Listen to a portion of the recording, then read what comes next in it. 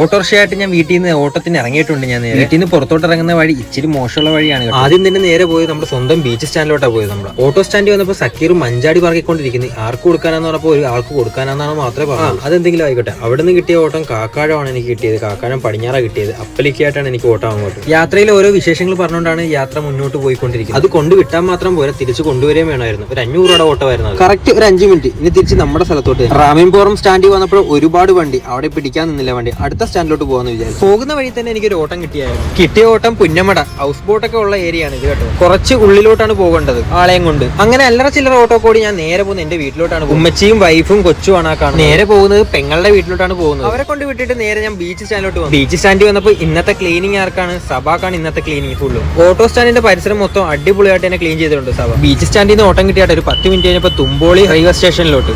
എന്നിരുന്നാലും ഇതേപോലത്തെ ഓട്ടോറിക്ഷ ചെറിയ വിശേഷമായിട്ട് കാണാം.